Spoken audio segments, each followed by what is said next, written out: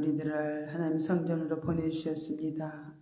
아버지, 이 시간도 아버지 정말로 하나님과 깊은 은혜를 통해서 또 아버지 새롭게 빚어지고 교통하며 아버지의 큰 뜻을 깨달으며 우리가 아버지 남으셔 어떻게 살아야 될지 우리에게 길을 열어주셔서 항상 어떤 환경이 와도 낙심하지 않게 하시고 환경에서 늘 주님을 인정해드리고 주님을 붙들고 승리할 수 있도록 인도하여 주옵소서.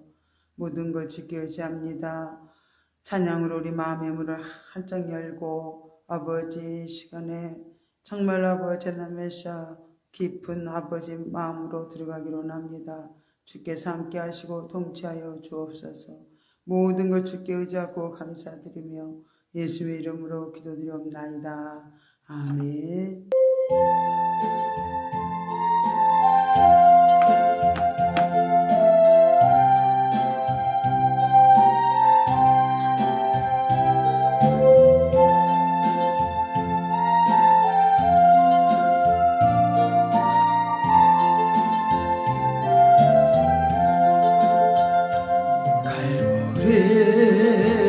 십자가에 주님을 바라볼 때 하나님 크신 사랑 너무나 고마워라. 예수님의 십자가 이제는 나도 지고 이 생명 다 바쳐서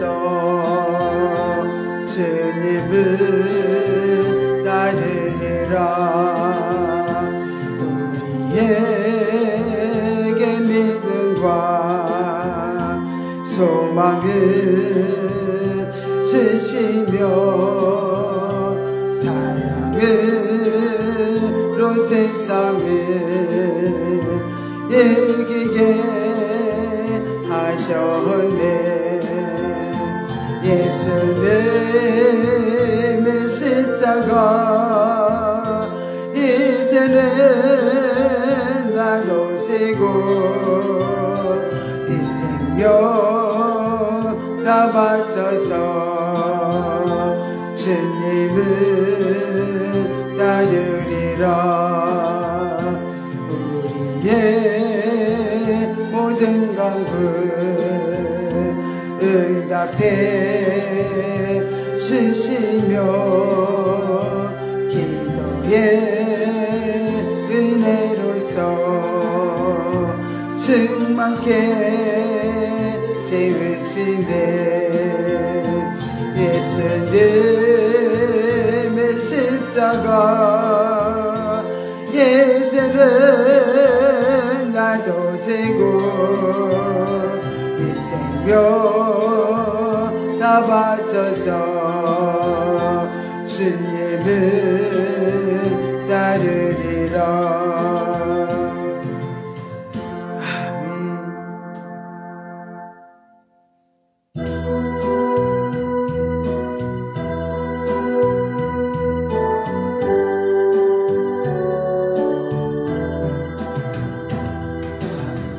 알았네, 나는 알았네. 이제 더 피하지 않으리. 주님 앞에가 나를 맡겼네. 진정 기쁜 날이네. 그런데 나는 알았네. 잿빛 생활에 지쳤음을 세상 쾌락에 찾아봤으나 고통뿐이었다네.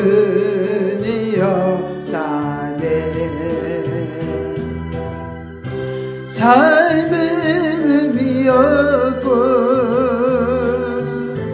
안식 없었네. 그러나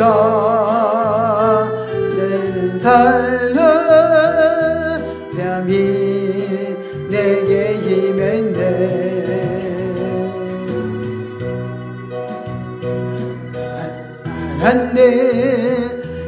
나는 알았네 이젠 더 피하지 않으리 그가 내게 와 나를 구했네 진정 기쁜 날일세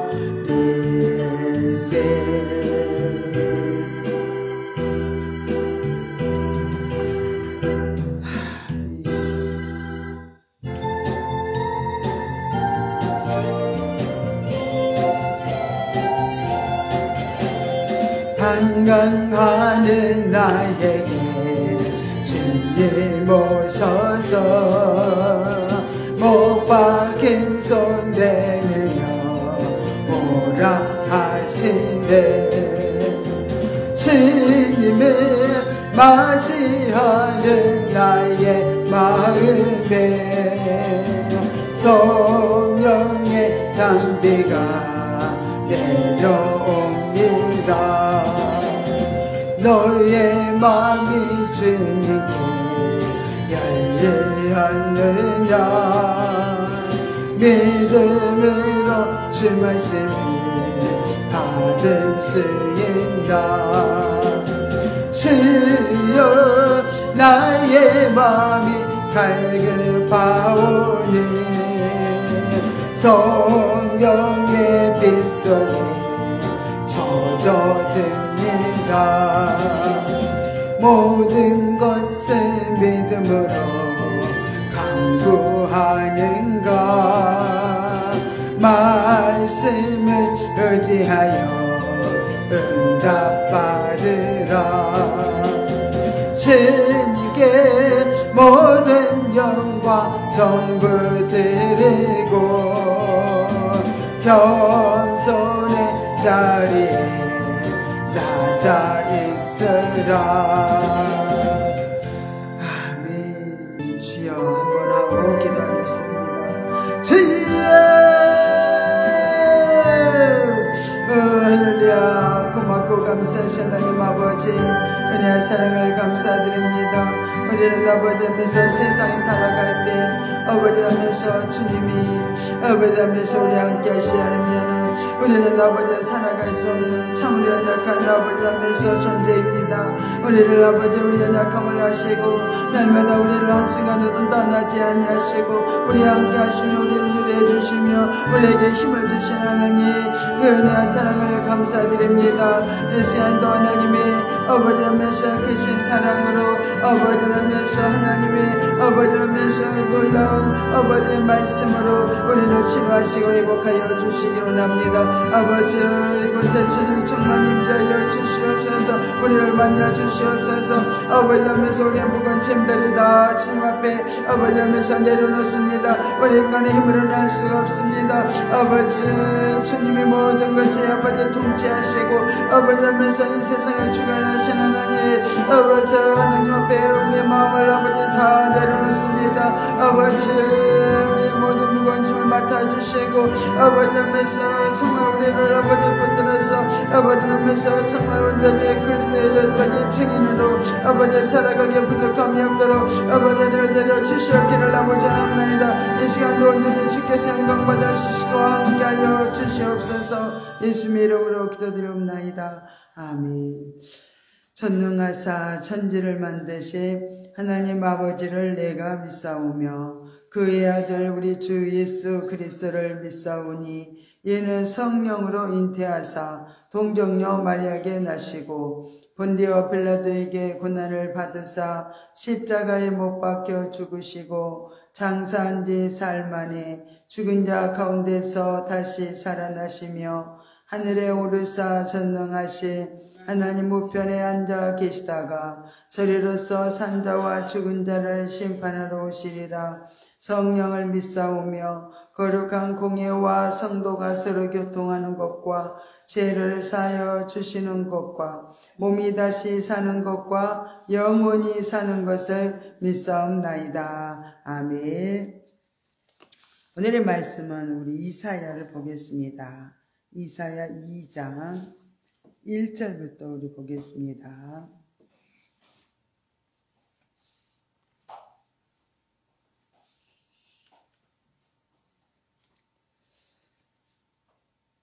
이사야 2장 1절부터 21절 말씀까지인데 우리가 4절까지만 우리가 합독하여 읽겠습니다. 이사야 2장 1절부터 아모스의 아들 이사야가 받은 바 유다와 예루살렘에 관한 말씀이라. 말일에 여호와의 전에 산이 모든 산 꼭대기에 굳게 설 것이요 모든 작은 산 위에 뛰어나리니 만방이 그리로 모여들 것이라. 많은 백성이 가며 이르기를 오라 우리가 여호와의 산에 오르며 야곱의 하나님의 전에 이르자. 그가 그 도로 우리에게 가르치실 것이라. 우리가 그 길로 행하리라 하리니 이는 율법이 시온에서부터 나올 것이요 여호와의 말씀이 예루살렘에서부터 나올 것임이니라. 그가 열방 사이에 판단하시며 많은 백성을 판결하시리니 무리가 그 칼을 쳐서 보습을 만들고 그 창을 쳐서 낫을 만들 것이며 이 나라와 저 나라가 다시는 칼을 들고 서로 치지 아니하며 다시는 전쟁을 연습지 아니하리라. 22절 봅니다. 너희는 인생을 의지하지 말라. 그의 호흡은 코에 있나니 수에 칠 가치가 어디 있느냐. 아멘. 우리가 이제 다 읽지 못했지만은 읽으면서 하나님의 말씀을 또 이렇게 전하겠습니다. 4절, 5절을 우리가 보면은 4절은 읽었어요. 5절 야곱 족속아 오라 우리가 여호와의 빛에 행하자. 하나님은 끊임없이 하나님의 자녀들을 부르시고 계십니다. 빛으로 우리를 계속 초청을 하고 계셔요. 그래서 오늘 제목은 정말과 함께 이렇게 이제 도래할 하나님의 나라의 그 평화에 대해서 말씀을 전하려고 합니다. 인류의 종말과 아울러서 이루어질 이 하나님의 의로운 통치로 전쟁이 사라지게 된다는 거예요. 그리고 새로운 상도 질서가 이렇게 회복될 것을 이렇게 말씀을 하고 있습니다. 또 6절부터 21절 말씀까지는 교만과 또 우상 숭배의 죄에 대해서 이렇게 지적을 하고 있습니다. 우리가 6절부터 우리가 11절까지 한번 읽어봅니다. 주께서 주의 백성 야곱 족속을 버리셨음은 그들에게 동방 풍속이 가득하며 그들이 블레셋 사람같이 술객이 되며 이방인으로 더불어 손을 잡아 언약하였습니다. 그 땅에는 은금이 가득하고 보화가 무한하며 그 땅에는 마필이 가득하고 병거가 무수하며 그 땅에는 우상도 가득하므로 그들이 자기 손으로 짓고 자기 손가락으로 만든 것을 공경하여 천한 자도 절하며 귀한 자도 굴복하오니 그들을 용서하지 마옵소서. 너희는 바위 틈에 들어가며 진토에 숨어 여호와의 유언과 그 강대하심의 영광을 피하라.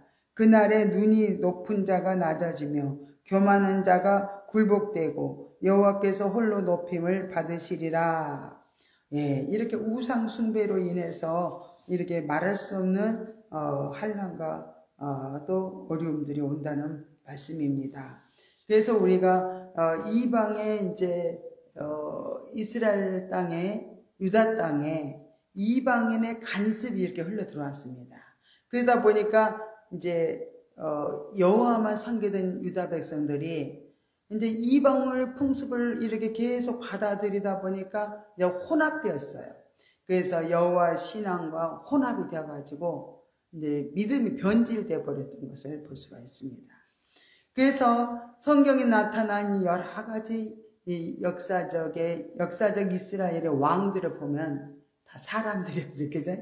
사람들이었어요. 사람들의 통치는 항상 불완전해. 그죠? 불완전하고 또 한시적이야. 금방 왕이 됐다가 또 폐하여지고 이렇게 굉장히 이렇게 한시적이면서 굉장히 영원하지 못하지요. 그러나 예수 그리스도께서는 이 땅에 오시면은 그분이 완전한 통치가 이루어지면은 이 땅에는 현세 천국이 이루어진다는 거예요. 그래서 우리 안에도 심령 안에도 예수님이 우리 안에 들어오시면 이 심령이 천국이 이루어진 것처럼 이제는 종말에 예수님이 이 땅에 오시면은 정말 이 세상은 다 무너지고 천년왕국이 이루어져서 예수 그리스도께서 왕으로서 모든 것을 통치해 주시면은 정말 이제는 완전한 세상이 되는 거죠. 그죠? 그래서 오늘 본문에서 말씀하고 있는 이 종말에 하나님의 나라의 그 평화에 대해서 이렇게 말씀하고 있습니다. 이렇게 하나님 나라가 이루어지면서 이제는 그 나라는 진리로 다스리는 나라가 돼요. 그죠? 진리로 다스리고 모든 걸 성취해 가시면서 이루어지기 때문에 이제는 뭐 창이나 칼이나 그런 것들이 필요가 없는 거예요. 오직 모든 열방을 다 하나님께서 판단하시고 많은 백성들을 이렇게 판결을 하셔요. 그래서 교만한 자, 패역한 자 다 예수 그리스도 앞에 심판을 받게 되는 것을 볼 수 있습니다. 이렇게 예수님이 초림 예수님 오실 때도 막 선과 악이 나눠지잖아요. 그죠? 예수님을 따르는 자와 믿지 않는 자들 이렇게 해서 그게 그냥 그대로 심판이 이루어지는 거예요. 심판이 이루어진 것처럼 마지막 때도 예수님이 재림 예수님이 이 땅에 오시면요 정말로 이제는 모든 것이 그대로 이제 심판이 이루어지죠. 하나님의 말씀대로 살지 못하는 모든 것들이 심판을 이렇게 의미하지만은 지금은 이제 한 개개인의 주관적 구속사를 이루어 가시면서 우리를 모든 우리 삶 가운데 우리 함께 하시면서 순간순간 우리도 심판을 받고 있어요. 순간순간 우리가 육신으로 살면 사망의 쓴맛을 보잖아요.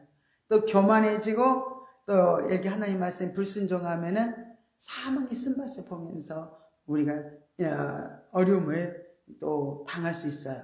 그래서 우리 사망의 쓴맛을 보면서 돌이키잖아요. 돌이키고 정말 내가 하나님 뜻대로 살지 못한 나의 죄 허물 때문에 이런 모든 어려움들이 왔구나. 그러면서 이제 매 순간 우리가 심판을 받는 거예요. 우리 육으로 가면은 정말로 사망의 열매를 맺고 우리가 영으로 살면은 생명의 열매를 맺고 끊임없이 우리도 주님 오시기 전에도 심판이 계속 우리 가운데 이루어지고 있다는 것을 알 수 있습니다. 근데 예수님도 이 땅에 오셔서 계속 죄를 지적하면서 잘못된 것을 지적하고 책망을 하셨던 것을 그 심판이 이루어지는 거죠. 그래서 우상 숭배의 죄 때문에 이렇게 이스라엘 백성들이 유다 백성들이 많은 어려움을 이렇게 당한 것처럼 정말로 이 죄는요 우상 숭배의 죄는 신자나 불신자나 예외 없이 다 그 큰 대역죄입니다. 믿는 자나 믿지 않는 자가. 왜냐하면 하나님을 믿지 않고 불교나 유교나 미신을 섬기는 많은 사람들도요 그 조상이 누구냐면 아담이에요. 아담이 인류 시초의 조상이잖아요. 아담을 통해서 쭉 내려오면서 범죄하고 이러면서 하나님을 이렇게 떠나게 되고 또 하나님 백성들이 이렇게 계속 내려온 것처럼 이렇게 한 조상 아담으로부터 비롯된 모든 사람들이기 때문에 다 그들도 우상 앞에 지금 경배하고 세상 불교나 유교 그런 미신들을 섬기는 사람들도요 다 하나님 앞에 배반하는 거예요. 하나님 백성들인데 원래 다 하나님 백성들이에요. 근데 그들이 하나님을 배반한 그 행위를 지금 하고 있습니다. 이스라엘 백성들도요 하물며 불과 250여 년 전에 그들의 조상 다윗 왕 시대가 있었어요. 다윗 왕 시대 때 그토록 잘 섬겨왔던 하나님을요 참말로 잊어버렸어요. 그들이 그렇게 잘 섬겼던 하나님을 잊어버리고요 이방 그렇게 풍습을 쫓아서 우상을 만들어 놓고 정말 천한 자나 귀한 자나 거기 절하고 이렇게 이스라엘이 이렇게 얼마나 타락한 길로 갔는지 모릅니다. 이렇게 하나님을 버리고 우상을 숭배한다는 것은요, 결국은 이렇게 정말로 이렇게 범죄적인 그런 차원을 완전히 넘어가지고요, 하나님과 적대관계가 되어버린 거예요. 하나님 배반해버렸기 때문에 하나님과 적이 되어버리는 거예요. 하나님을 섬겨야 돼, 우상을 섬기니까. 그래서 이렇게 적대관계가 돼가지고요, 영원한 복을 주시기 위해서 하나님께서는 이렇게 우리를 환난 가운데서 건져내시고 천국 백성 삼으셔서 이렇게 하늘의 법도를 참 이스라엘 백성들에게 가르쳤잖아요. 그래서 그 법을 따라서 이렇게 살아가기만 한다면 축복이에요. 축복, 그대로 축복이 오게 되어 있는 거예요. 그런데 하나님은 언약을 무시해버리고 하나님이 싫어가지고 정말 그들은 세상을 따라갔다는 거예요. 세상에 오늘 말씀 읽은 대로 7절에 보니까 그 땅에는 은금이 가득하고 보화가 무한하며 그 땅에는 마필이 가득하고 병거가 무수하며, 이런 것들, 세상 것들의 마음을 다 뺏겨버렸어요. 그 세상 것들을 추구하면서 이제 이렇게 이스라엘 백성들이 나가다 보니까 하나님과는 결별이 된 거예요. 완전히 하나님과 결별을 선언하는 그런 모습입니다. 그래서 이사야도요, 이사야 선지자가 오늘 말씀 전하잖아요. 이사야도 하나님의 백성, 야곱 백성을 하나님이 그래서 버리셨다고 말씀을 하고 있습니다. 그러나 하나님은요, 하나님을 정말로 이스라엘 백성들, 유다 백성들이 하나님을 버렸어도요, 하나님은 그들을 완전히 포기한 것은 아니다는 거예요. 완전히 포기하지 아니하시고 완전히 방관하지 아니하시고요, 축복의 손길을 이제 거두었어요. 그들이 하나님을 대적해 해서 완전히 대역죄인으로 가니까 하나님이 축복을 내려주시고 보호해주고 지켜주셨던 그 축복의 손길을 거두셨다는 거예요. 거두시고 나서 그 다음에는 징계와 채찍을 내리셨다는 말씀을 하고 있습니다. 그래서 하나님 앞에서는 이스라엘 백성들이 그렇게 우상 숭배가 결국 영적 간음입니다. 그리고 최대 범죄 행위가요, 우상 숭배예요. 우상 숭배는 정말로 하나님의 질투를 일으켜요.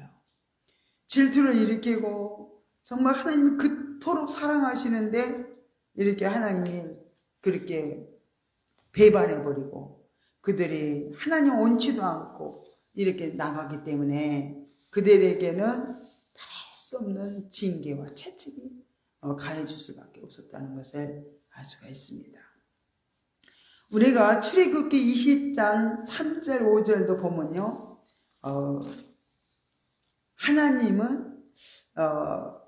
하나님을 버리고 떠나가도 하나님은 우리를 놓지 않으신다. 나는 그 아비가 되고 그는 내 아들이 되리니 저가 만일 죄를 범하면 내가 사람 막대기와 인생 채찍으로 징계하겠다 하고 사무엘하 7장 14절에도 말씀하셨어요. 그래서 우리가 출애굽기 20장 3절부터 5절을 우리가 이렇게 한번 보겠습니다. 출애굽기 20장 3절 5절을 보면요, 너는 나 외에는 다른 신들을 내게 잊지 말지어다. 너를 위하여 새긴 우상을 만들지 말고 또 위로 하늘에 있는 것이나 아래로 땅에 있는 것이나 땅 아래에 있는 물속에 있는 것에 아무 형상이든지 만들지 말며 그것들에게 전하지 말며 그것들을 섬기지 말라. 나 여호와 너희 하나님은 질투하는 하나님인즉 나를 미워하는 자의 죄를 갚되 아비로부터 아들에게로 3, 4대까지 이르게 하거니와. 분명히 출애굽기 20장 3절부터 5절에 이렇게 말씀을 했어요. 그런데도 불구하고 그들이 하나님을 버리고 떠나가서 이렇게 떠나갔지만은 하나님은 결코 놓지 않으신다는 거예요. 그래서 하나님은 이렇게 이제 그 대신 이렇게 인생의 막대기, 사람 막대기로 이제 맞는 거예요. 사람 막대기와 인생의 채찍을 통해서 징계를 하시는 것을 볼 수가 있습니다. 그럼 다윗에게 말씀하신 하나님의 뜻은요, 후대 자손들에게도 이렇게 영향이 갔습니다. 그대로 유효해가지고요, 이방 족속들에게 팔리우고 짓밟히는 순환을 당하는 이스라엘 모습을 우리가 이렇게 보게 됩니다. 그죠? 그들이 하나님을 배반하고 우상 숭배하고 하나님을 떠나니까 하나님이 그냥 징계 채찍으로 다른 나라, 이웃 나라에다가 강대국에다가 팔아버린 거예요. 그래서 그들이 이제 포로 생활로 들어가게 되고 말할 수 없는 그 순환을 겪게 됩니다.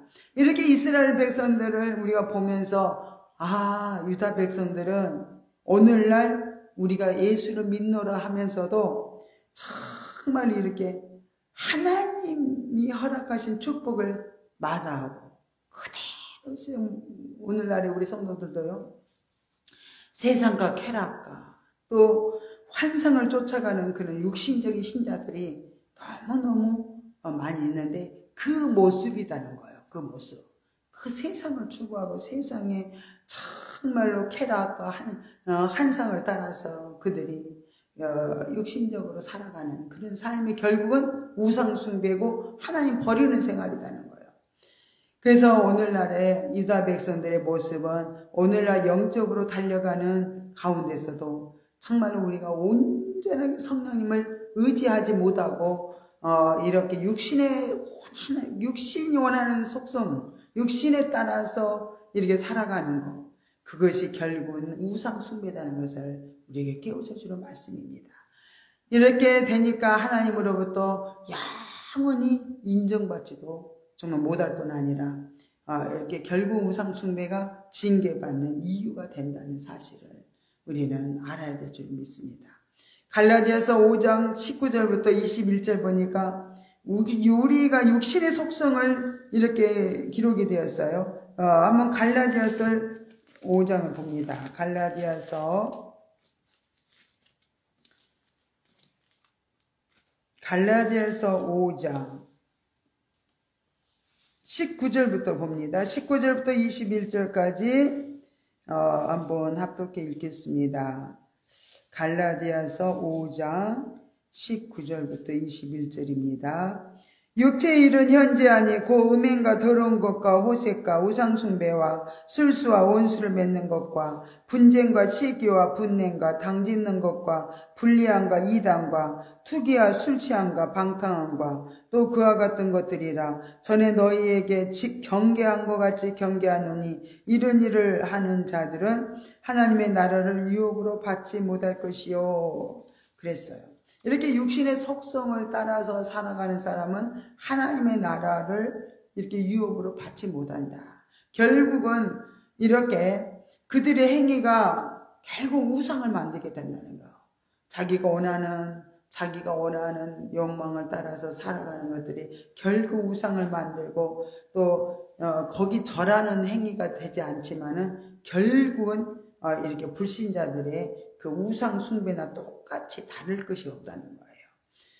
그래서 우리는 구약을 보면서 이게 어떻게 하나님의 자녀들이, 하나님 백성들이 이렇게 우상 숭배를 했을까? 근데 알고 봤더니 우리가 세상에 마음 팔리고 세상의 죄 가운데로 이렇게 죄 가운데서 살아가는 모든 삶이 결국은 하나님을 따라 살지 못하는 우상 숭배를 하는 죄된 모습이라는 걸 다시 한번 우리가 깨달을 수가 있습니다. 그래서 우리가 구약 성경에 보면은 이제 구약 성경에는 거의 다 이제 영적 이해를 통해서 이제 구약을 보면서 영적 이해를 우리가 해 나가야 될 줄 믿습니다. 그래서 우리가 이사야로 다시 돌아갑니다. 이사야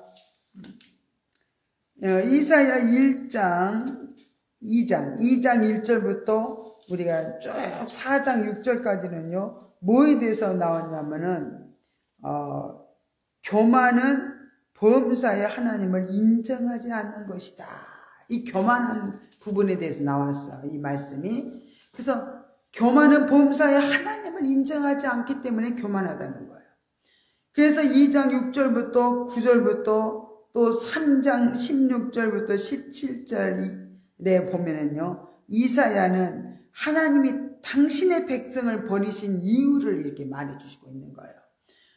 이렇게 교만해서 하나님이 인정하지 않으니까 이사야는 하나님이 당신의 백성들을 이렇게 버리신 이유를 설명을 해주고 있다는 거죠.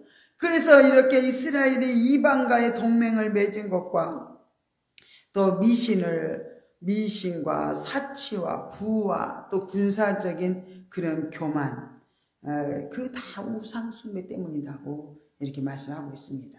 하나님은 이렇게 시내산에서 그들에게 이러한 죄를 버리고, 시내산에서 이제 율법을 주셨잖아요. 시내산에서 이러한 죄를 버리고 여호와의 말씀을 온전히 의뢰하고 따를 것을 이렇게 말씀을 하셨습니다. 그러나 이스라엘은 동방 나라들, 또 아수르나 또 아람, 바벨론에서 그 미신의 풍습을 그대로 이렇게 가져왔어요. 가져와가지고 참 이렇게 혼합신앙을 이렇게 혼합을 시켰다는 거예요. 그래서 결국은 탐심이요 가득해서 하나님보다도 재물을 더 의지하게 만들었다는 거예요. 결국은 탐심이라는 것은 욕심이잖아요. 그래서 다른 나라의 생활 풍습, 다른 나라의 그런 우상 숭배하는 모든 풍습을 받아들여가지고 그대로 그들이 세상 재물을 의지하면서 세상 것을 욕심을 부리고 탐심을 부리니까 결국은 그들이 어떻게 해요? 하나님으로부터 벌을 받게 되었다. 그죠? 그래서 개인적으로 우리가 많은 사람들이 또 개인적으로도 우상을 섬겼지만은 또 나라적으로도 우상을 섬기고 개인적으로도 우상을 만들어서 그들이 섬기는 결과가 결국은 하나님의 진노를 받을 수밖에 없게 되었다. 이사야는 이렇게 하나님의 심판을 통해서 우상을 섬기는 유다에게 심판이 있을 것을 예언했다는 거예요. 그래서 결국 하나님은 그냥 심판하지 않아요. 심판할 것을 예언한 다음에 선포하게 하신 다음에 그 다음에 돌이키지 않으면 항상 벌을 이루셨거든요. 그래서 우리가 드릴 기가 있어야 되죠. 그죠? 그래서 빨리빨리 깨닫는 게 은혜야. 이 잘못된 길을 계속 가는데 깨닫지 못하면 결국 우리 매를 맞을 수밖에 없거든요. 그런데 이스라엘 백성들은 이렇게 우매했다는 거야. 우매해서 그들은 돌이키지 못했어요. 아무리 심판의 말씀을 전해도 그들은 우매해져 가지고 깨닫지를 못했다는 거예요. 그러다 보니까 그냥 귀가 있어도 듣지 못하고 눈이 있어도 보지 못하는 그냥 영적 소경이 다 되어버렸다. 영적 소경이 되어온 유다를 정말 이사야는 안타까운 심정으로 이렇게 하나님 말씀을 이렇게 전했던 걸 볼 수 있습니다. 그러면 이제 영적 실제 부분은 그러면 이렇게 한 결과가 영적 실제는 어떻게 이루어졌는가의 부분이 영적 실제예요. 그래서 영적 실제 부분을 한번 보겠습니다. 여호와의 빛에 행하는 삶은, 그래서 4절 이사야 2장 4절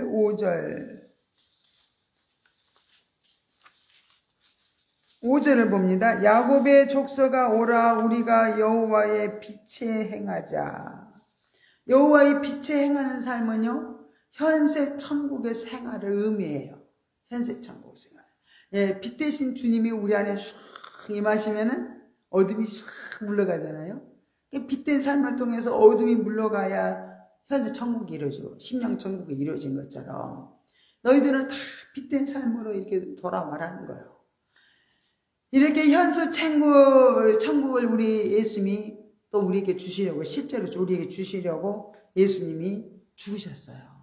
그분이 죽으시고 부활하셔서 이 땅에 이제 현세 천국이 이루어진 거예요. 예수님이 죽으신가 부활이 없었다면은 현세 천국이 우리 안에 그분이 영으로 들어오실 수가 없잖아요. 그분이 우리의 죄를 감당해 주셨고 죽으셨어요. 그리고 부활하셔서 하늘 올라가셔서 또 어떻게 하나님의 영으로, 예수 그리스도의 영으로 우리 가운데 오셨어요. 그래서 예수 그리스도 영으로 우리 가운데 오셔서 우리의 삶과 함께 하시고 우리를 통치해 주시는 삶이 현세 천국의 삶이에요. 그분이 다스려주는 삶이니까 우리가 평안을 누리고 그분이 이끄신 대로 살면 정말 얼마나 자유합니까? 그죠? 모든 그분이 알아서 다 해주고 정말 그분의 통치 안에 모든 걸 맡기니까 내가 염려하고 불안할 것이 없어. 그분한테 맡기면 맡길수록 자유해지잖아요. 근데 우리가 이렇게 계속 천국에서의 생활은 세상 나라에서 사는 것과는 달라요. 세상 나라의 삶은 어떤 삶이냐? 창이나 칼을 의지하면서 이렇게 사는 거. 세상의 나라의 삶은 어떠냐? 창과 칼을 의지해요. 그래서 힘 있는 자가 모든 걸 다스리고 이렇게 나가지만은 그냥 창이나 칼을 의지한다는 것은 육신적인 그런 방법으로 산다는 거예요. 그러면 육신적인 방법으로 계속 우리가 살아가는 삶은 그건 현세천국이 아니라 육신의 정말로 육신적인 삶을 사는 거죠. 그래서 천국의 생활은 육신의 정욕과 안목의 정욕과 이생의 자랑을 가지고 이렇게 끊임없이 마귀는 우리를 유혹하기 위해서 이렇게 우리 마음을 흔드는 거예요. 흔들어대는 거예요. 그러나 우리는 그때마다 세상 것으로 우리를 유혹하고 세상에 눈을 보여주는 정욕으로 따라가게 하고 또 이 땅에서 뭐 자랑거리를 얻어가지고 나를 자랑하며 나를 드러내면서 사는 그런 존재로 이렇게 가도록 끊임없이 마귀는 우리를 충동질하고 유혹을 한다는 거예요. 그러나 우리는 그때마다 말씀의 검을 가지고 물리치고 성령의 능력을 가지고 쫓아버려야 돼, 마귀를. 그죠? 쫓아버리고 그렇게 우리는 늘 마음과 또 뜻과 정성을 다해서 여호와 하나님을 경외하면서 이렇게 살아가는 삶이 결국은 천국의 생활이에요. 그죠? 현재 천국의 삶을 우리가 살아가게 됩니다.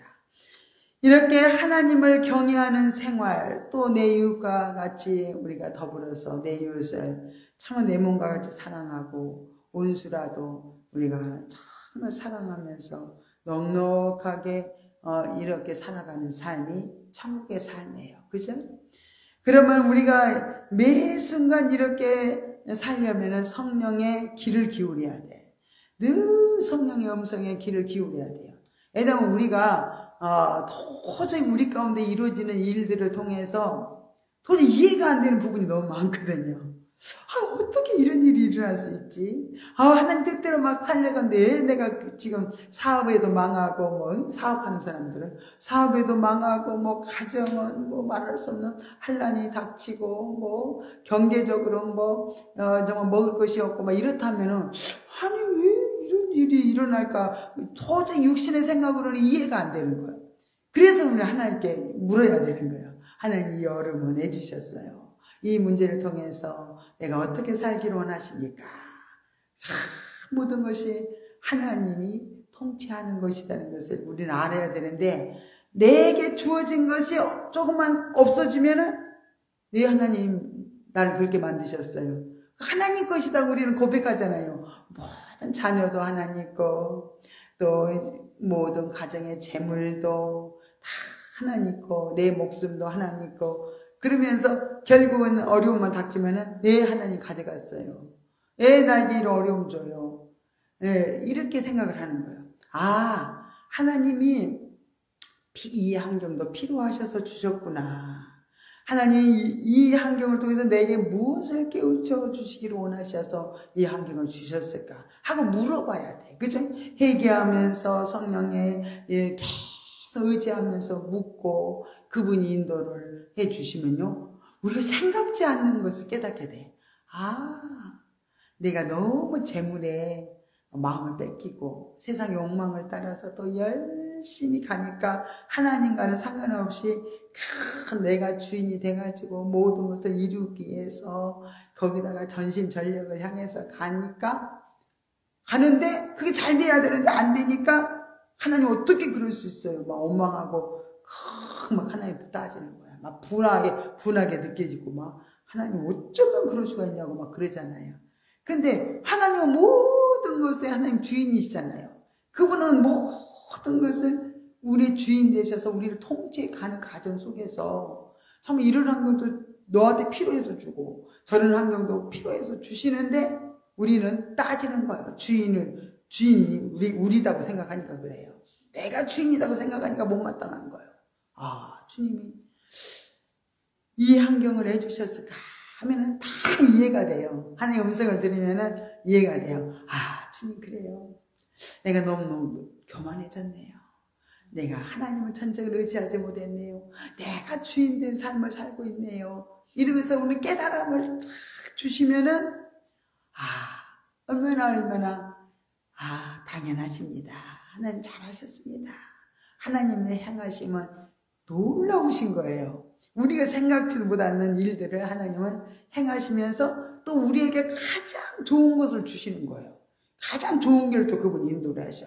우리 당장 보면은 좋은 길이 아닌 것 같은데, 그거 없어지는 게 더 좋은 일인 거예요.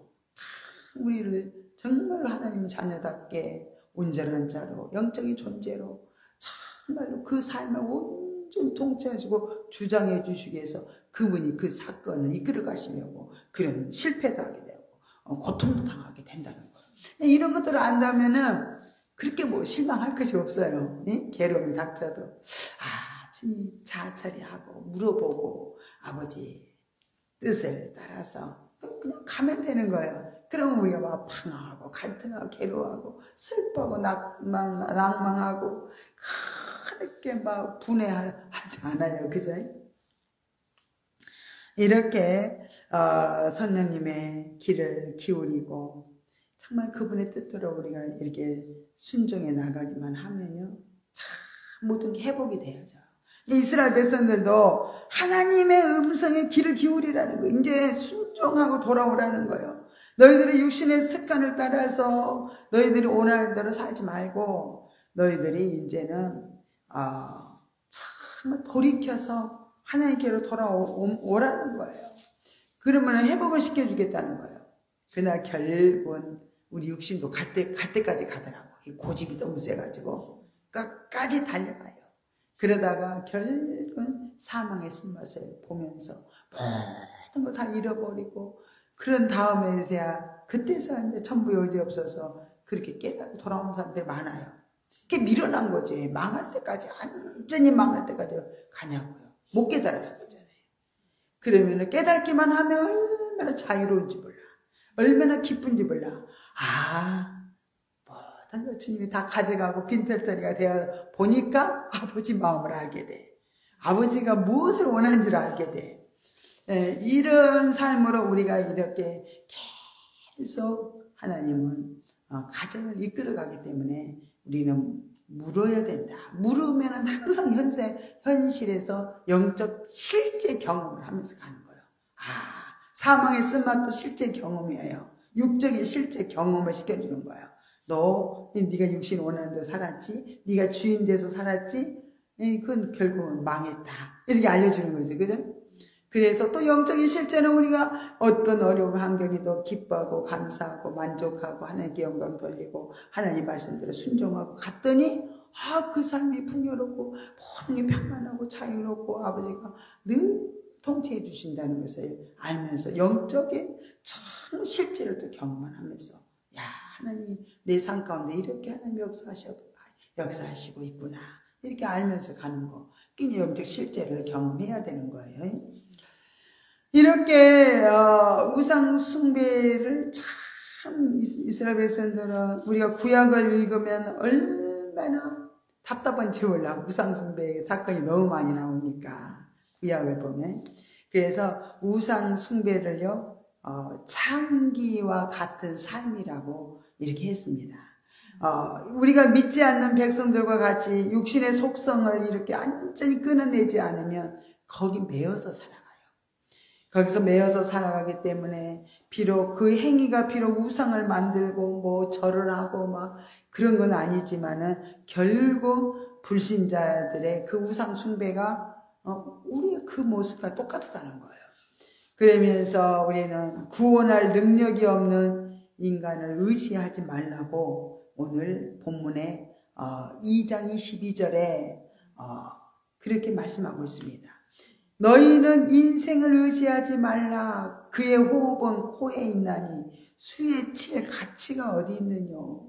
그냥 우리가 그렇게 사람을 의지하고 가는 거예요. 사람은 우리를 도울 수가 없어요. 사람은 우리가 어려움 당할 때 우리를 도울 수가 없어요. 그래서 우리는 오직 하나님을 의지하고 우리는 갈 때 모든 삶에서 이기고 승리하는 삶을 우리에게 주십니다.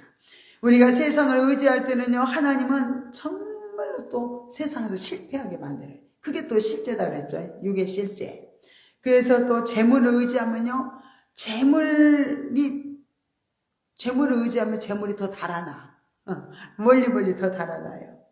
사람을 의지하면요, 더 사람을 또 배반을 받아요. 아유, 어떤 사장님은 그랬다잖아요. 아유, 우리 사원들이 나가면은 절대 안 된다.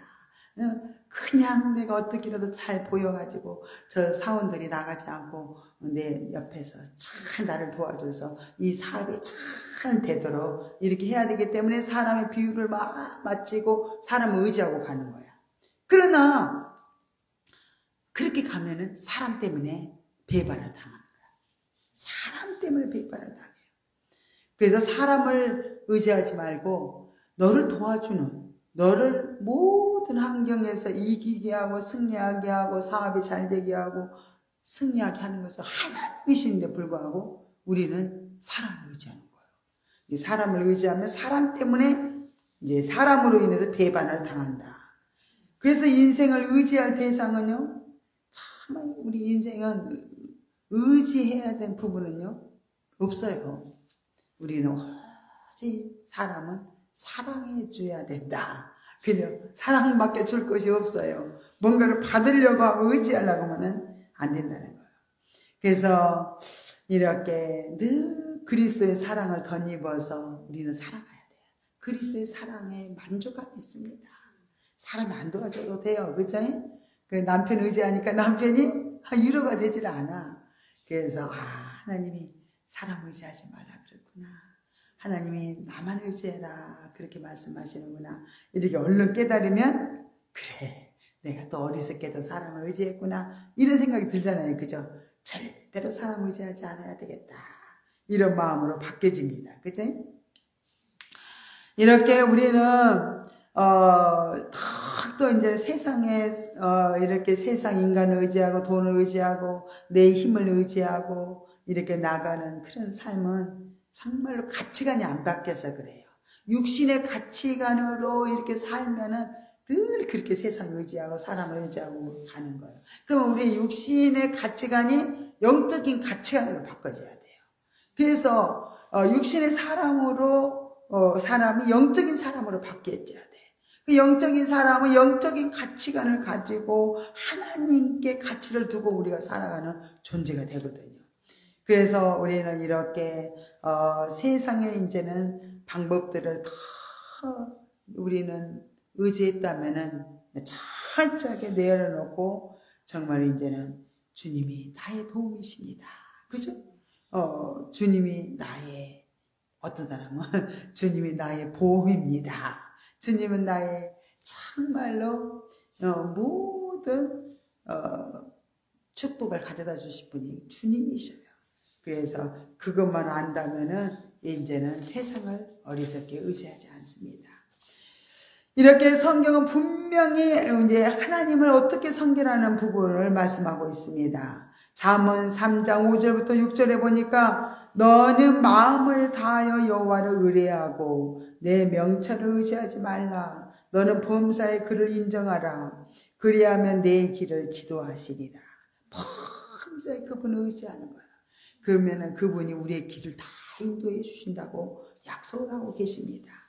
이렇게 우리는 우리의 머리는 이 말씀이 무슨 뜻인지를 잘 몰라요.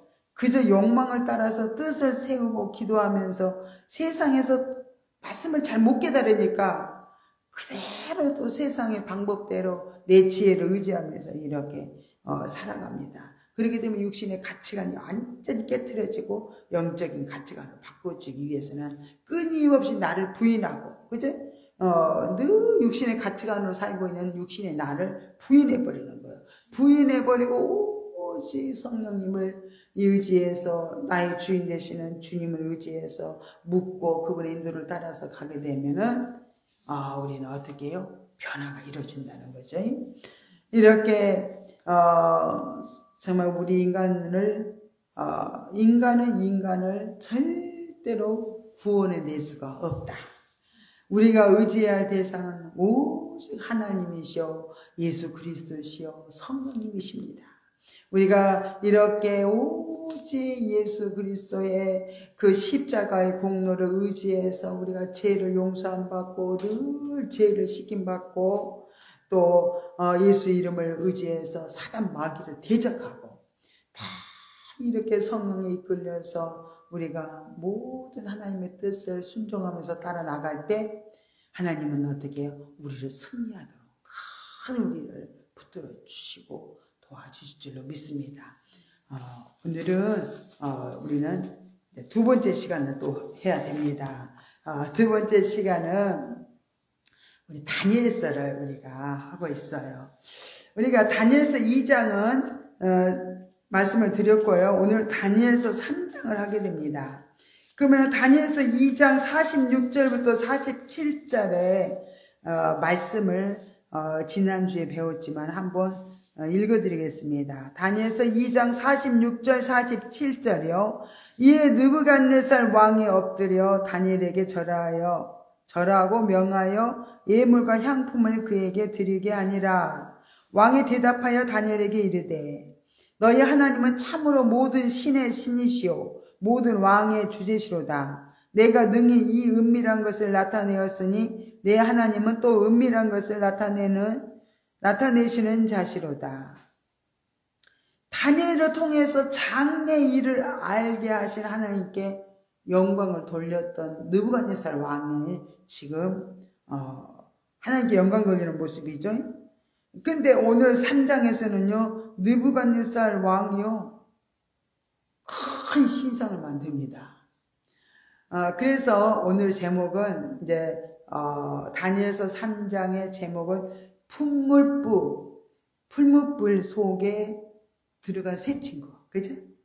다니엘의 새 친구, 사드락, 메삭, 아벳느고 그 새 친구들에 대해서 이제는 말씀을 전하면서 느부갓네살의 참 어리석은 모습도 이렇게 한번 보려고 합니다. 느부갓네살 왕은요 3장에서는요 너무 어리석은 모습을 볼 수 있어요. 하나님보다도 높아지려는 마음으로요 자신을 위한 금신상을 만들었어요.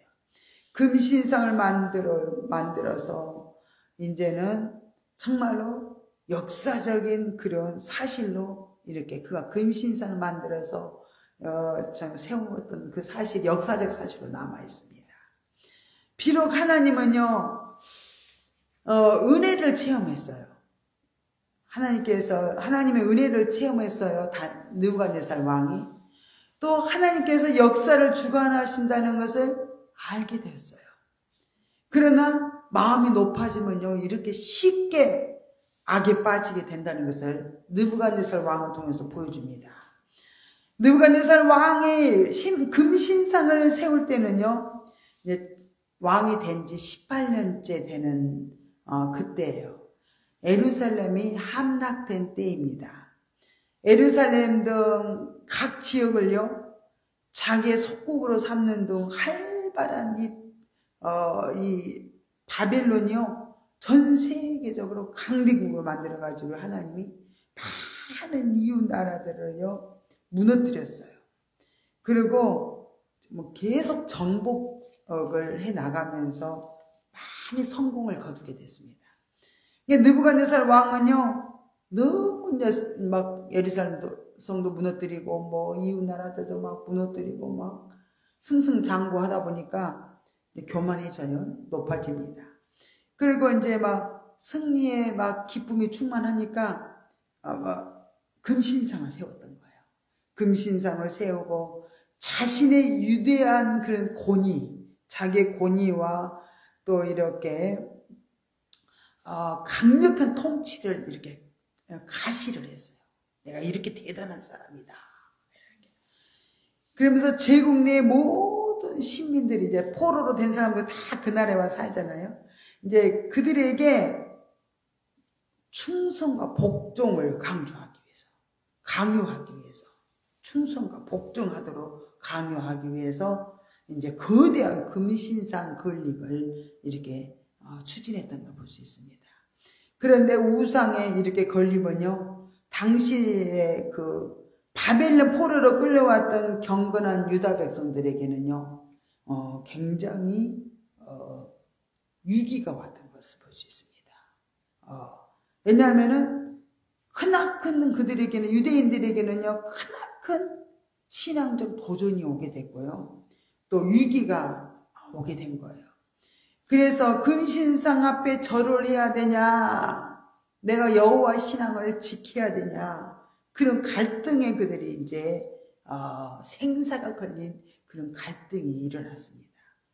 이처럼 세상이 정말로 형통하고요, 세상의 권력이 막 흥황을 이루고요, 그러면요, 우리 신앙인들에게는요, 때로는 위기가 찾아올 수가 있어요.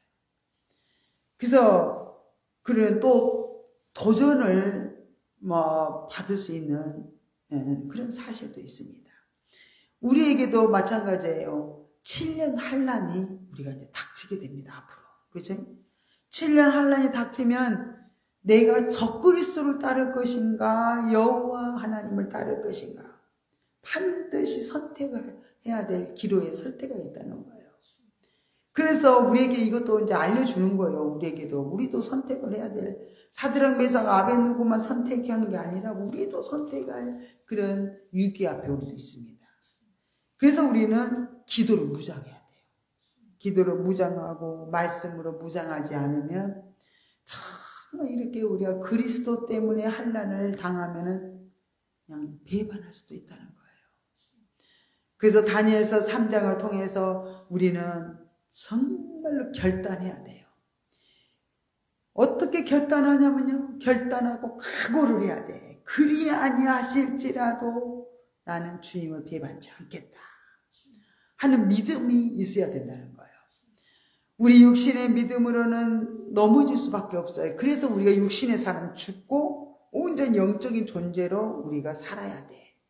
그래서 거듭나는 영적인 존재가 우리 안에 있어야만 우리가 환난 날에 예수 그리스도를 선택할 수 있어요. 근데 이제 우리가 여기 안에 새 생명이 없다, 거듭난 하나님의 생명이 없다면은 그런 위기가 오면요, 엄청 육신은 두려워합니다. 그러나 영은요, 반대예요. 영은요, 죽으면 죽으리라예요. 에스더처럼 죽으면 죽으리라예요. 예수님의 여기에 사드락 메삭 아벳느고처럼 나를 살리실 것이다, 그리 아니하실지라도 나는 우상을 섬기지 않을 것이다, 그런 완전히 결단을 하는 믿음을 볼 수가 있습니다. 그렇기 때문에 우리가 이제 이렇게 영적인 존재가 되면은 우리가 승리할 수가 있어요. 두려움에도 두려워하지 않아요. 그래서 우리는 계속 내 영을 성장시키기 위해서 끊임없이 지금 우리가 달려나가는 거예요. 맨날 육신으로 그냥 잘 되고 대단한 능력을 받고 아무리 그래도 소용없어. 내 영적인 존재가 어린아이다든가 너무 어리다든가 아직 영적인 존재가 거듭이 안 났어. 그러면요, 사시나무처럼요 떨려요. 두려움 앞에. 그래서 우리는 내 영적인 존재를 항상 점검을 하고 나는 영적인 존재로 살려고 애를 쓰는 거예요. 육신은 나불나불 그냥 맨날 힘들면 힘들다고, 아프면 아프다, 괴롭다, 두렵다, 염려하고 불안해하고, 오도방도 다 떠는 게 육신이에요. 그래서 육신을 따라가면 우리도 맨날 흔들리는 거예요. 그래서 영적인 존재는요, 정말 주님과 딱 붙어 있어요. 주님과 연합이 되어 있어요. 그래서, 환난이 와도 요동하지 않고, 정말 죽음 앞에서도 담대해지고, 그렇게 영적인 존재로 우리가 나가게 되면요, 승리를 하는 거예요. 걱정할 거 없어. 영적인 존재를 끊임없이 변화시켜서 성장의 길로 간다면은 두려워할 것이 없습니다. 영이 있으면은 주님이 우리 안에 계시거든요. 근데 우리가 영이 거듭이 안 나면 주님이 우리 안에 안 계셔요. 육체에는 이렇게 은사 능력이 부어지는 체험들이 있지만은 영적인 존재를 거듭나지 않으면요, 정말 주님이 우리 마음 속에 와 계셔야 되는데 안 계시면은 우리가 굉장히 두려울 수 있습니다. 그래서 우리는 점검을 해가면서 내 영이 잘 있는지, 내 영이 자꾸 성장을 향해서 잘 가고 있는지, 내가 세상에 늘 요동하면서 흔들리면서 지금 막 불안해하고 떨고 있는 것인가, 나를 자꾸 점검을 하면서 두렵고 떨림으로 우리의 영적인 길을 향해서 이렇게 가야만 끝까지 우리는 승리하게 된다는 것을 우리는 알아야 될 줄 믿습니다. 이렇게 느부갓네살이 금신상을 이렇게 추진해가지고요, 추진하기 전에 꿈을 꿨다 그랬잖아요. 느부갓네살 왕이 큰 신상의 꿈을 꿨어요. 꿈속에서 다니엘이 해석을 해줬어요. 다니엘이 해석을 해주는데 금으로 된 머리가 이 느부갓네살 왕이 바벨론이 제일 머리 부분이에요. 머리가 자신임을 알려줬는데 나는 머리구나, 난 머리가 최고구나 이러면서 겸손하게 안고 자기를 가시하기 위해서 이렇게 금신상을 만들었다는 거예요. 그래서 이렇게 나는 느부갓네살의 권세가 비록 금처럼 화려하고 빛날지라도 오래가지 못하고 이제 권세가 다른 제국으로 대체되고 마침내 뜨인 돌이 나타나가지고 다 세상이 무너질 것이다. 그렇게 이제 꿈을 해석해 줬거든요. 근데 그것은 다 잊어버리고 어떻게 느부갓네살 왕은요, 단지 금처럼 화려한 제국의 영광만 이렇게 생각을 하는 거예요. 그래서 금처럼 빛나는 자신의 권세가 영원할 거라고 이렇게 생각을 하는 거예요. 그래가지고 그렇게 꿈의 해석을 들어도 그냥 제대로 못 들어.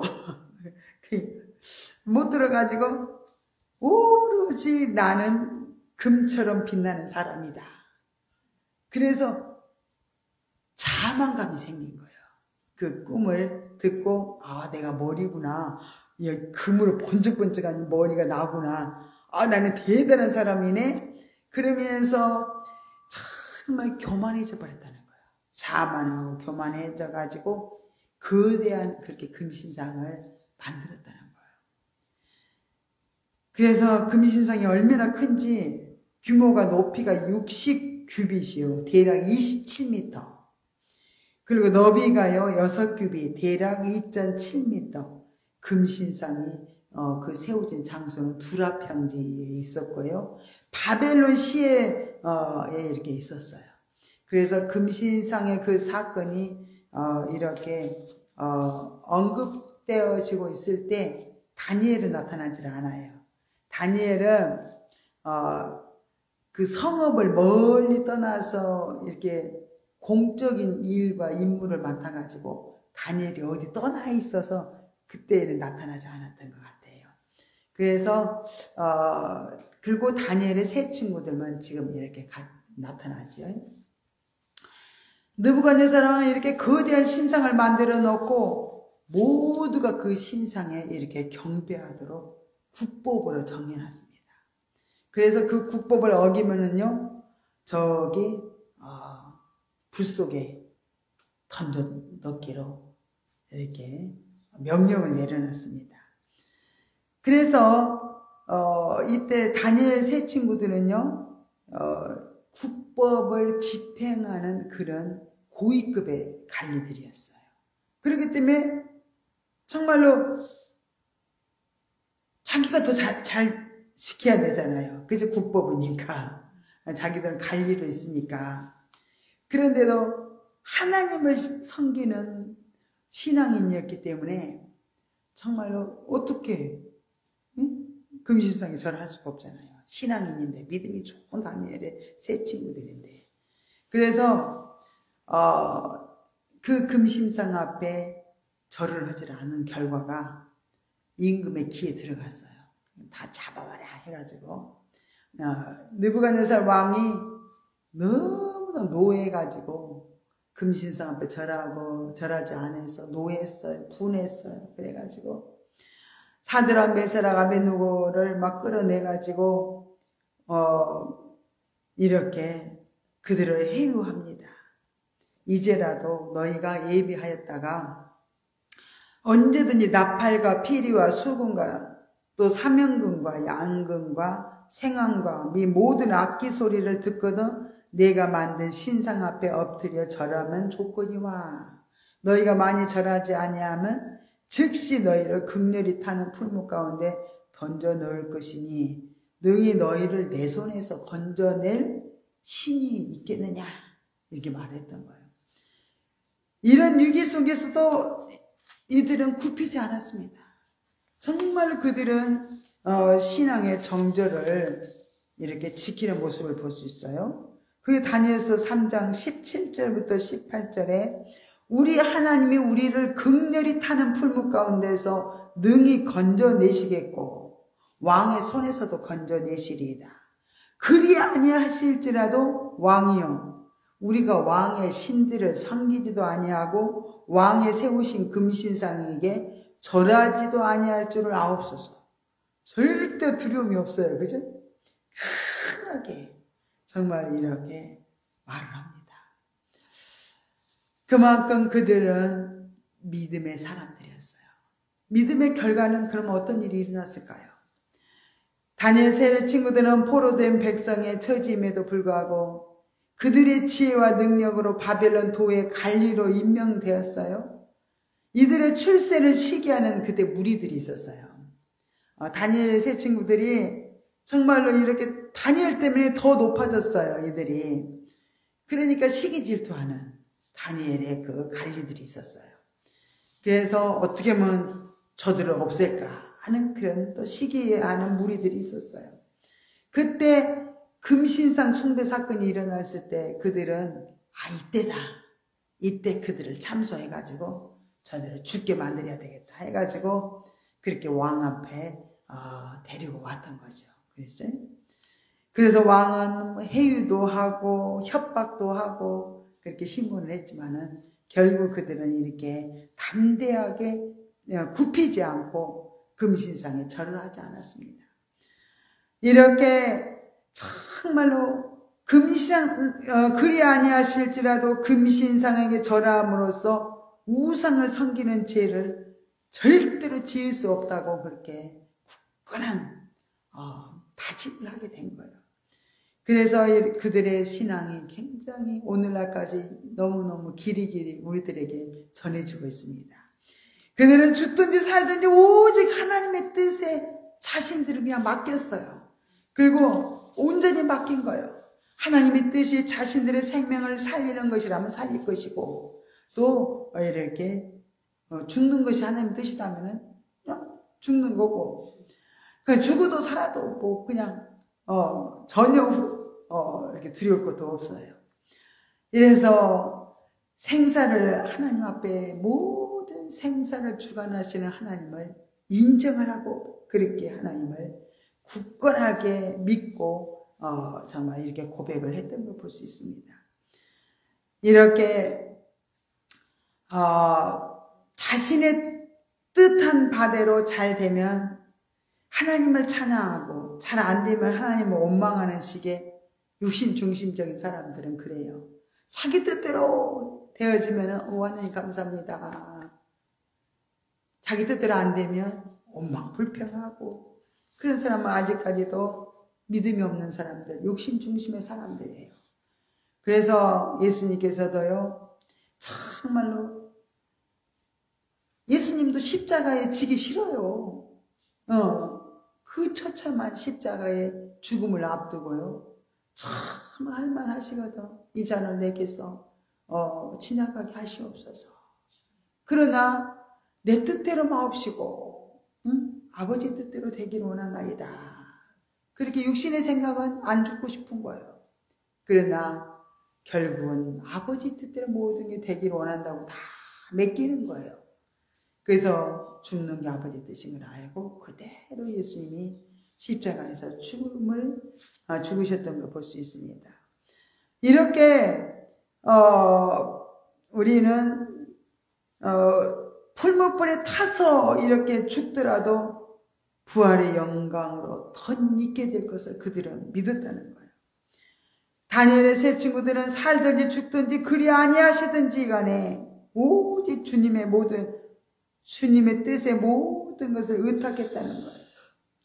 그래서 우리들도 정말 우리의 신앙이 이렇게 위대한 신앙이 되기 위해서는 참 이런 다니엘 세 친구의 그 믿음을 본받는다면 우리도 이렇게 하나님을 기쁘시게 할 뿐만 아니라 우리의 신앙도 하나님 앞에 인정받는 신앙이 될 줄 믿습니다. 그래서 금신상에 절하지 않은 결과로 그들은 정말로 풀무불 속에 들어갔습니다. 그런데 풀무불에 던져 넣은 사람들은 불에 타 죽었어요. 얼마나 뜨거운지 그냥 풀무불에 던져 넣는 군인들이 다 타서 죽었어요. 그런데 이 풀무불 속에 들어간 사람은요, 타지도 않고 그슬리지도 않고요, 그냥 세 사람을 던졌는데 그 안에는 한 사람이 더 있는 거예요. 느부갓네살이 가만히 그 장면을 보고 왕은 저기 네 번째 사람은 천사라고 이렇게 봤어요. 하나님의 신실한 하나님의 종들을 구원하기 위해서 보내신 천사구나. 이렇게 느부갓네살 왕이 천사라고 믿었습니다. 유일하신 하나님만 인정하는 굳건한 믿음으로 정말 극렬히 타는 풀무불 속에서요, 이렇게 그 위기 속에서 살아계신 하나님의 그 놀라운 구원의 역사가 이렇게 일어났습니다. 그래서 느부갓네살 왕이요, 참 그들은 타서 죽지도 않고 거슬리도 않고 그들을 불러냈어요. 불러내서 그들을 만나서 하나님께 영광 돌리는 모습이에요. 느부갓네살 왕이 말하되 사드락 메삭 아벳느고의 하나님을 찬송할지로다. 그 사자를 보내사 자기를 의뢰하고 그 몸을 버려서 왕의 명을 거역하고 그 하나님 밖에는 다른 신을 섬기지 아니하며 그에게 절하지 아니하는 종들을 구원하셨도다. 그러므로 내가 이제 조서를 내려오니 각 백성과 각 나라와 각 방언하는 자가 무릇 사드락과 메삭과 아벳느고의 하나님께 설만이 말하거든 그 몸을 쪼개고 그 집으로 걸음터를 삼을지니 이는 이같이 사람을 구원할 다른 신이 없으니라 하고 이방의 느부갓네살 왕이 하나님을 높이 찬양하면서 이렇게 바벨론 도에서 하나님을 이렇게 높여드리는 모습을 볼 수 있습니다. 이렇게 하나님의 뜻은 다니엘의 세 친구들을 느부갓네살 왕의 손에서 건져내는 것이었어요. 하나님은 급히 사자를 이렇게 보내서 그렇게 풀무불 속에서 보호해 주셨던 거예요. 이렇게 하나님은 권능은 너무너무 위대하십니다. 하나님 못하실 일이 없어요. 하나님은 이렇게 모든 백성들을 그 바벨론의 포로로 붙이기도 하시지만 하나님 원하시면 살리기도 하시는 분이에요. 하나님은 그들을 온전히 해방도 시켜주실 뿐만 아니라 붙이시는 분도 해방시키시는 분도 모든 주권이 하나님 손에 달려있다는 걸 믿으면 우리가 어떤 환경에서도 두려워하지 않을 줄로 믿습니다. 이렇게 다니엘의 세 친구들은 보다 그렇게 존귀한 자로 더 이제 높임을 받게 됐어요. 정말 하나님의 존귀한 자구나.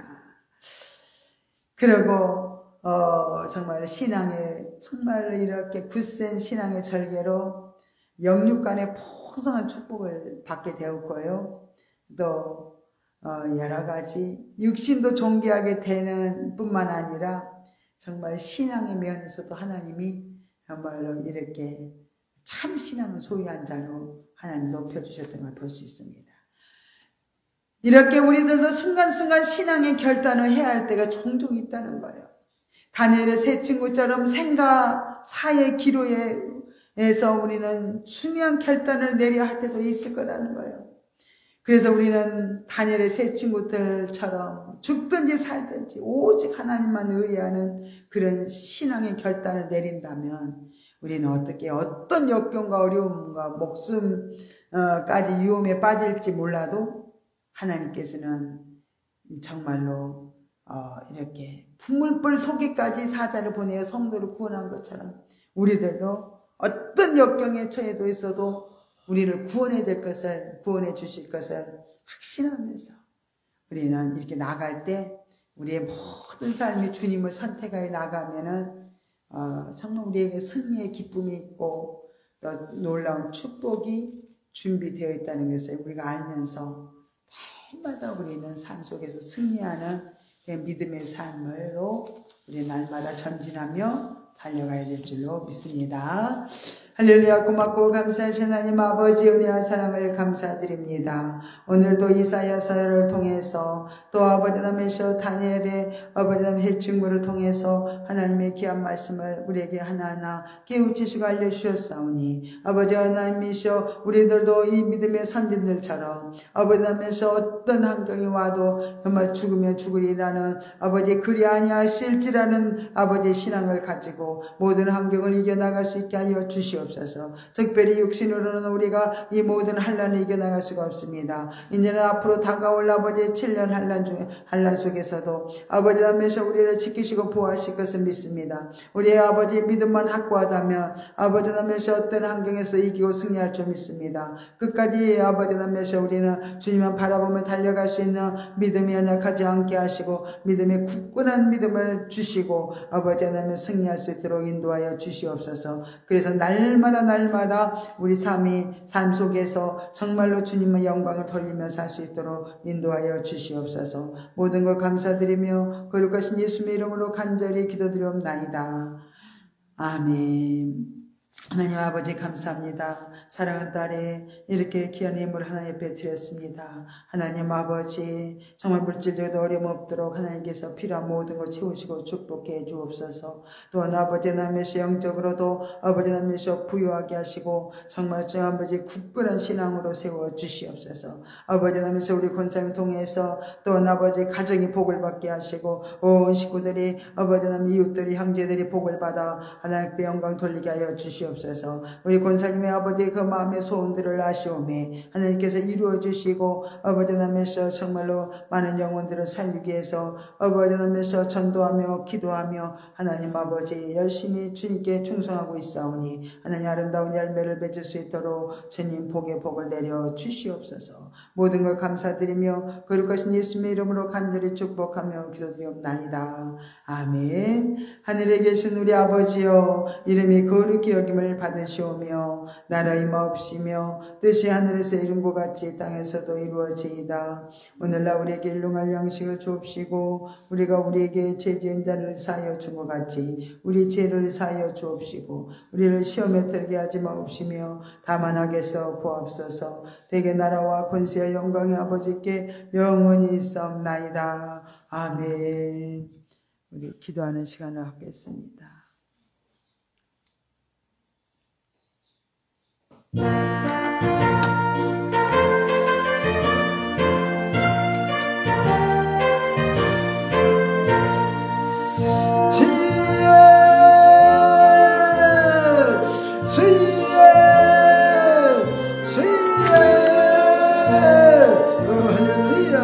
감사합니다. 나 영광보다 주시옵소서. 주여 개개개개개개개세 아버지마서 소고세세 스미스를 들러세 주여 개개개개개개개개세 아버지마서 소고세세 스미스를 들러세 주여